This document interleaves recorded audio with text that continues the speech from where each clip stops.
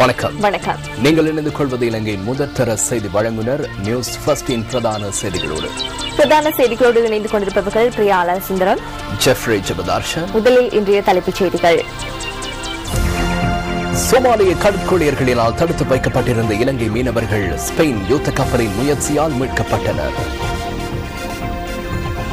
ஜனாதிபதி மற்றும் இந்திய மக்களவையின் எதிர்க்கட்சித் தலைவருக்கிடையில் சந்திப்பு. இந்திய நாடாளுமன்ற உறுப்பினர்கள் குழு ஹட்டன் மற்றும் மட்டக்களப்பிற்கு விஜயம். மத்திய வங்கியின் வருடாந்த அறிக்கையின் தலா வருமானம் தொடர்பில் முன்வைக்கப்பட்டுள்ள குற்றச்சாட்டுகளை நிராகரிக்கிறோம். மத்திய வங்கியின் ஆளுநர் கருத்து.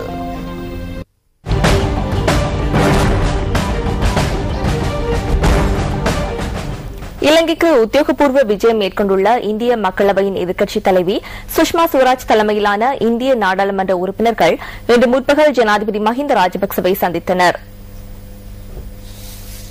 ஜனாதிபதியின் அழைப்பின் பேரில் இந்த சந்திப்பு இடம்பெற்றது. ஜனாதிபதி உள்ளிட்ட குழுவினருடன் சுஷ்மா ஸ்வராஜ் காலை நேர விருந்துபசாரத்திலும் கலந்து கொண்டார். இந்த சந்திப்பில் வெளிவகார அமைச்சர் பேராசிரியர் GL பேரிஸ், ஜனாதிபதியின் செயலாளர் லலித் வீரதுங்க, இலங்கைக்கான இந்திய உயர்ஸ்தானிகர் அசோக் காந்தா உள்ளிட்ட பலரும் பிரசன்னமாக இருந்தனர்.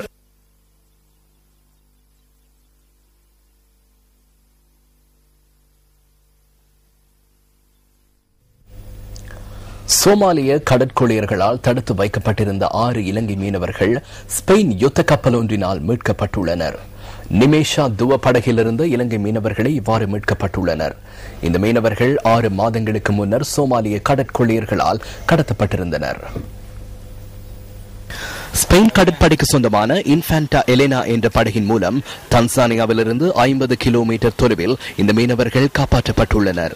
இந்த படகில் இருந்ததாக கூறப்படும் 6 இலங்கை மீனவர்கள் தவிர சோமாலிய கடற்கொள்ளையர்கள் என சந்தேகிக்கும் 7 பேர் அங்கிருந்ததாக ஸ்பெயின் ராணுவத்தினர் தெரிவித்துள்ளனர். ஸ்பெயின் கடற்படையினரால் இலங்கை மீனவர்களுக்கு நீர் மற்றும் உணவு வழங்கப்பட்டதாக தெரிவிக்கப்படுகிறது. சோமாலிய கடற்கொள்ளையர்கள் கப்பல்கள் மீதான தாக்குதல்களுக்கு இலங்கை மீனவர்களின் படகை பயன்படுத்தியதாக ஸ்பெயின் கடற்படையினர் தெரிவித்துள்ளனர். இந்த மீனவர்களை ஸ்பெயின் கடற்படையினர் டியூனிசியாவிற்கு அழைத்து வந்ததன் பின்னர் அவர்களை தருஸ்லாம் நகருக்கு அழைத்துச் செல்வார்கள். அவர்கள் மீட்கப்பட்டமை குறித்து கென்யாவின் நைரோபியில் உள்ள தூதரக அதிகாரிகள் எம்முடன் கலந்துரையாடினார்கள். இந்த மீனவர்களுக்கு விமான பயணச்சீட்டுகளை பெற்றுக் கொடுக்க வெளிவகார அமைச்சுடன் நாம் கலந்துரையாடியுள்ளோம். இதன்படி தருஸ்லாம் நகரில் இருந்த இவர்கள் விமானத்தின் மூலம் நாட்டிற்கு அழைத்து வரப்பட உள்ளனர். நிமேஷா துவ என்ற மீன்பிடி படகு நீர்கொழும்பு துறைமுகத்திலிருந்து கடந்த ஆண்டு செப்டம்பர் மாதம் 25ஆம் தேதி பயணித்தது. சர்வதேச கடற்பரப்பில் மீன்பிடி நடவடிக்கைகளை மேற்கொள்ளும் நோக்கில் 6 மீனவர்களுடன் இந்த படகு புறப்பட்டு சென்றுள்ளது. இந்த படகு சென்ற நாள் முதல் சுமார் 1 மாத காலம் தொடர்புகள் காணப்பட்ட போதிலும் அதன் பின்னர் அனைத்து தொடர்புகளும் துண்டிக்கப்பட்டன. குறித்த மீனவர்கள் தொடர்பான தகவல்கள் தெரிய வராததை தொடர்ந்து படகின் உரிமையாளர் மற்றும் மீனவர்களின் உறவினர்கள் அதிகாரிகளுக்கு அறிவித்தனர். எவ்வாறாயினும் 3 மாதங்கள் கடந்த நிலையிலும் குறித்த மீனவர்கள் தொடர்பான எவ்வித தகவல்களும் கிடைக்கப்பெறவில்லை. கடந்த ஜனவரி மாதம் 31ஆம் தேதி நியூஸ் ஃபர்ஸ்ட் இந்த விடயம் தொடர்பில் செய்தி வெளியிட்டது. சோமாலிய கடற்கொள்ளையர்கள் படகின் உரிமையாளருடன் தொலைபேசியூடாக மேற்கொண்ட கலந்துரையாடல்களையும் நாம் ஒளிபரப்பியிருந்தோம்.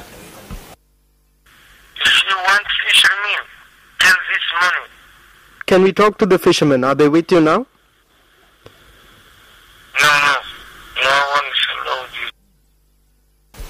சோமாலிய கடற்கொள்ளையர்களால் $6 மில்லியன் கப்பமாக கோரப்பட்டிருந்தது. இந்த கப்பத் தொகையை செலுத்துவதற்கான இயலுமை மீனவர்களின் உறவினர்களுக்கு காணப்படாத நிலையில் இவ்வாறு கோரப்பட்ட கப்பத் தொகையை அரசாங்கத்தினால் செலுத்துவதற்காக சாத்தியங்கள் இல்லை என கடற்றொழில் அமைச்சு தெரிவித்தது. ஸ்பெயின் போர் கப்பலில் இருந்து இன்று காலை நியூஸ் ஃபர்ஸ்டுக்கு கருத்து தெரிவித்த இலங்கை மீனவர்கள், நான் தற்போதும் ஸ்பெயினின் யுத்த கப்பலில் இருக்கிறேன். படகை ஸ்பெயினின் யுத்த கப்பலை மீட்டது. உண்மையில் கூற வேண்டுமாயின் ஸ்பெயினின் யுத்த கப்பலை எம்மை காப்பாற்றியது. எமது உறவினர்களுடன் நேற்று கதைத்தோம். எமது அரசாங்கத்தினால் நமக்கு வழங்கப்பட்ட ஒத்துழைப்பு போதுமானதாக இல்லை. எம்மை நோக்கி பார்க்கவில்லை. எமது வீடுகளில் கூறியதை போன்று எமது அரசாங்கத்தினால் நாம் அவதானிக்கப்படவில்லை. அரசாங்கத்திற்கும் அமைச்சுக்கும் திட்டுவது இலகுவான விடயம். யார் திட்டினாலும் பயனில்லை. தற்போது இவர்கள் இலங்கைக்கு அழைத்து வரப்பட வேண்டும். மற்ற அரசு எல்லைகளுக்குள் செல்ல வேண்டாம் என நான் தொடர்ச்சியாக கூறுகிறேன். இதேவேளை குறித்த மீனவர்கள் இன்று பிற்பகல் தமது உறவினர்களுடன் தொலைபேசியினூடாக கலந்துரையாடினார்கள். உரிமையாளர் எம்முடன் தொடர்பு கொண்டு கூறினார், படகை கடற்படையினர் மீட்டுள்ளனர். எவ்வித பிரச்சனையும் இல்லை. மருந்துகள் மற்றும் உணவுகள் வழங்கப்பட்டுள்ளதாகவும் கூறினார்.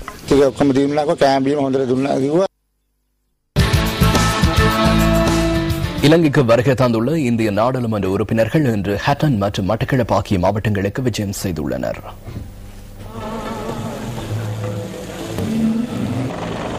மட்டக்களப்பு வந்தார்மூலை பிரதேசத்தில் இந்திய அரசாங்கத்தின் நிதியுதவியுடன் புனரமைக்கப்பட்ட தொழிற்பயிற்சி நிலைய கட்டடத்தை இந்திய நாடாளுமன்ற குழுவினர் திறந்து வைத்தனர்.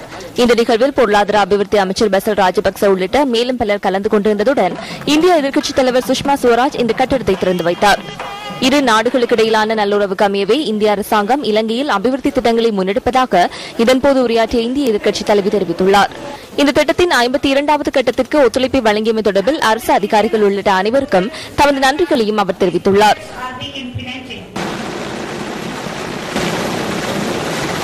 இலங்கை தொழிலாளர் காங்கிரசின் அழைப்பின் பேரில் இந்திய நாடாளுமன்ற உறுப்பினர்கள் ஹட்டன் நகருக்கு இன்று முற்பகல் விஜயம் செய்தனர். இந்திய எதிர்க்கட்சித் தலைவர் சுஷ்மா சுவராஜ் தலைமையிலான நாடாளுமன்ற உறுப்பினர்கள் திகோயா தரவல மைதானத்தில் தமிழ் மற்றும் சிங்கள கலாச்சார சம்பிரதாய முறையின் பிரகாரம் வரவேற்கப்பட்டனர்.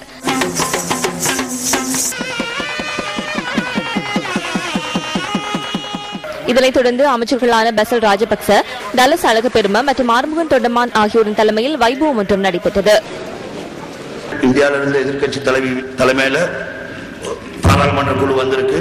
அவங்கள அன்னைக்கு நாங்க சந்திச்ச நேரம் நம்ம மக்களுடைய வீட்டு பிரச்சனை, இன்னைக்கு நம்ம தேயிலை தோட்டங்கள் அழிஞ்சுக்கிட்டு இருக்கிறதும், அது அழிஞ்சா நம்மளுடைய குடியிருப்பு இல்லைன்னா நம்மளுடைய எதிர்காலம் என்ன ஆகுது, அதெல்லாம் பத்தி விரிவா பேசணும்.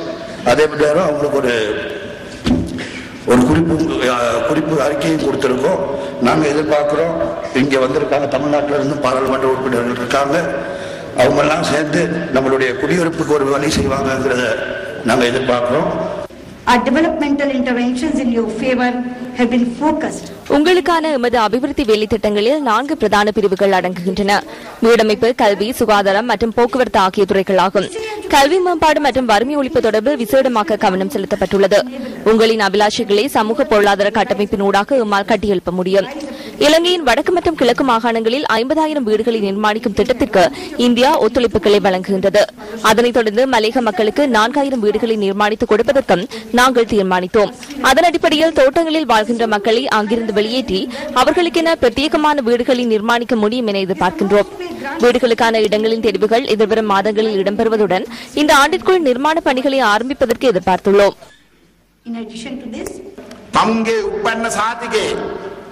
இந்தியானு சம்பவයක් ඇති පිරිසක් ඇටියට සඳහන් தமது பிறப்பு சான்றிதழில் இந்திய வம்சாவளி என குறிப்பிடப்பட்டுள்ள ஒரே பிரிவினர் நீங்கள் என்பதனை இந்த சந்தர்ப்பத்தில் தெரிவித்துக் கொள்ள வேண்டும்.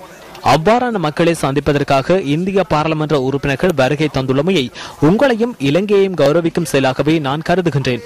எமது அரசாங்கம் இந்த நாட்டில் ஏதேனும் அபிவிருத்தி திட்டம் ஒன்றை மேற்கொள்ளுமாயின் அந்த அபிவிருத்தியின் பெறுபவர்கள் அனைத்தும் இந்த தோட்டத்தில் உள்ள உங்களுக்கே உரித்தாக வேண்டும் என உறுதியாக கூற வேண்டும். இந்த நடவடிக்கைகளுக்காக இந்திய அரசாங்கத்தின் உதவிகள் கிடைக்கப் பெற்றுள்ளன. அந்த உதவித்தொகை கிடைக்காவிடனும் மதிப்புக்குரிய ஜனாதிபதி மற்றும் அமைச்சர் தொண்டமானின் தலைமையில் இந்த திட்டங்கள் நடைமுறைப்படுத்தப்படும் என்பதை உறுதியாக கூறுகின்றேன்.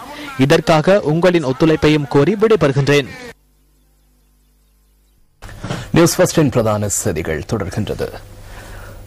2600வது ஸ்ரீ சம்புதத்வ ஜாந்தியின் பூர்த்தியை முன்னிட்டு வெசாக் பூரணி தினத்திலிருந்து 4 நாட்களுக்கு சிரச வெசாக் வலயத்தை நடத்துவதற்கு இம்முறையும் தீர்மானிக்கப்பட்டுள்ளது. ஆஸ்கிரிய மற்றும் மல்வத் மகாநாயக்க தேரர்களை சந்தித்து ஆசி பெறும் நோக்கில் சிரச ஊடக வலையமைப்பின் சிரேஷ்ட அதிகாரிகள் சிலர் இன்று கண்டிக்கு சென்றிருந்தனர். சிரச ஊடக வலையமைப்பின் சிரேஷ்ட அதிகாரிகள் சிலர் முதலில் ஆஸ்கிரிய பீடத்தின் மகாநாயக்க தேரர் உடுகம ஸ்ரீ புத்த ராக்கித்த தேரரை சந்தித்து ஆசி பெற்றனர்.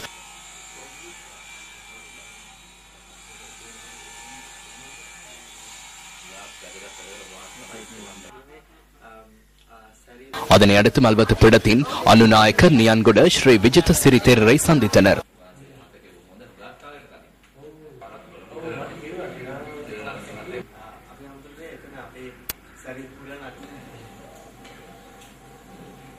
மல்வத்து பீடத்தின் மகாநாயக்க தேரர் திப்பட்டுவாவை ஸ்ரீ சுமங்கல தேரரை சந்தித்து வெசாக் வலயத்திற்கான ஆசைகளை பெறும் வாய்ப்பும் இதன்போது அவர்களுக்கு கிட்டியது. சிரச ஊடக வலையமைப்பினால் புத்த சாசனத்தின் வளர்ச்சிக்காக முன்னெடுக்கப்படும் பல்வேறு செயற்திட்டங்களுக்கு வாழ்த்துக்களை வழங்கிய மகாநாயக்க தேரர் சிரச வெசாக் வலயத்தின் நடவடிக்கைகள் வெற்றி பெறுவதற்கான ஆசைகளையும் வழங்கினார்.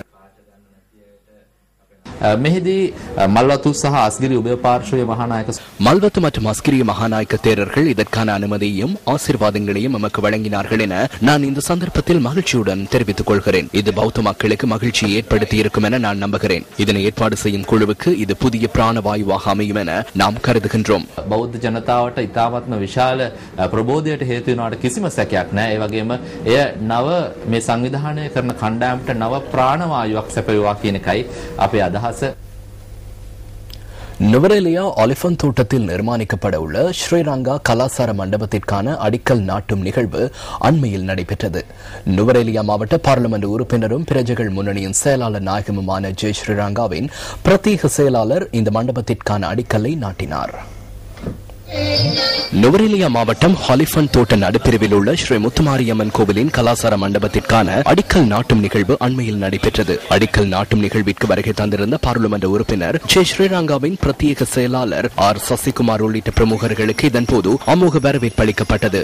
இந்த மண்டபத்திற்காக பார்லிமெண்ட் உறுப்பினர் ஜெய் ஸ்ரீரங்காவினால் 20 லட்சம் ரூபாய் நிதி ஒதுக்கப்பட்டிருந்தமை குறிப்பிடத்தக்கது. அதனை அடுத்து ஹாலிஃபன் ஸ்ரீ முத்துமாரியம்மன் கோவிலில் நிர்மாணிக்கப்பட உள்ள ஸ்ரீரங்கா கலாசார மண்டபத்திற்கான அடிக்கல் நாட்டப்பட்டது. இந்த மலையக மக்களுடைய வாழ்வாதார நிலைமையை மின்னல் நிகழ்ச்சி மூலம் பல முறை எடுத்து காட்டினாலும் கூட இன்று மலையகத்திலே ஒரு கலாச்சார மண்டபம் கட்டுவதற்கு ஒரு ஆக கூடுதலான ஒரு 20 லட்சத்துக்கும் மேற்பட்ட ஒரு தொகையை எமக்கு கொடுத்து உதவியை செய்ததை பற்றி நாம் பெருமைப்படுகின்றோம். அவருக்கு நன்றியை தெரிவிப்பது தான் எமது நோக்கமாகும். அரசாங்கத்தோட இருக்கின்ற தமிழ் மந்திரிமார்கள் கூட இவ்வாறான ஒரு நிதியை ஒதுக்கீடு செய்யவில்லை. மலையகத்துக்கு மொத்தமாக ஒலிப்பண்டு தோட்டத்துக்கு 63 லட்சம் ரூபாய் ஒதுக்கீடு செய்திருக்கிறார். ஒலிப்பண்டு நடுப்பிரிவுக்கு 20 லட்சம் ரூபாய், ஒலிப்பண்டு மேற்கணக்கு 30 லட்சம் ரூபாய், அது மட்டும் இல்லாத 13 லட்சம் ரூபாய்க்கு ஸ்கூல் கட்டியிருக்கார். அதிகூடிய நிதியை ஒதுக்கிய பெருமை அவருக்கே சாரும். உங்களுக்கு தெரியும், மலையக அரசியல்வாதிகள் எல்லோரும் எந்த காலத்திலும் எதிர்க்கட்சியில் இருந்ததில்லை. அரசாங்கத்துடன் இணைந்து நாங்கள் உங்களுக்காகவே அரசாங்கத்துடன் இணைந்திருக்கின்றோம், உங்களுக்கு சேவை செய்ய வென்றே சொல்லிக்கொண்டு அவர்கள் வளர்ச்சி அடைகின்றார்கள், அவர்களுடைய குடும்பம் வளர்ச்சி அடைகின்றது, அவர்களுடைய வாரிசு வளர்ச்சி அடைகிறது தவிர மக்கள் இருந்தபடியே இன்னும் லயங்களிலே வாழ்ந்து கொண்டிருக்கின்றனர்.